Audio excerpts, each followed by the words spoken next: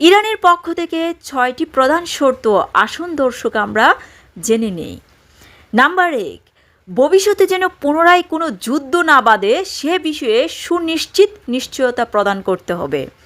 Number 2, মধ্যপ্রাচ্য অঞ্চল থেকে সব মার্কিন সামরিক ঘাঁটি স্থায়ীভাবে বন্ধ করতে হবে। নাম্বার 3, যুদ্ধের ফলে ইরানের যে ক্ষয়ক্ষতি হয়েছে তার সম্পূর্ণ ক্ষতিপূরণ দিতে হবে। নাম্বার 4, পুরো মধ্যপ্রাচ্য অঞ্চলে সব ধরনের যুদ্ধ ও সামরিক তৎপরতা বন্ধ করতে হবে। নাম্বার 5, কৌশলগতভাবে গুরুত্বপূর্ণ হরমুজ প্রণালী নিয়ে একটি নতুন আন্তর্জাতিক আইনি কাঠামো তৈরি করতে হবে।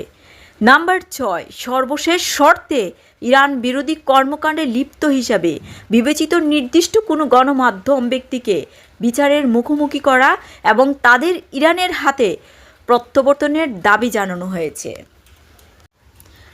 ইরান সরকার মনে করছে এই শর্তগুলো একটি নতুন আইনি ও কৌশলগত কাঠামোর অংশ, যা দীর্ঘমেয়াদী আঞ্চলিক স্থিতিশীলতা নিশ্চিত করবে। তেহরানের এই অনড় অবস্থানের ফলে মধ্যপ্রাচ্যে শান্তি ফিরিয়ে আনার কূটনৈতিক প্রচেষ্টাগুলো এখন বড় ধরনের চ্যালেঞ্জের মুখে পড়েছে।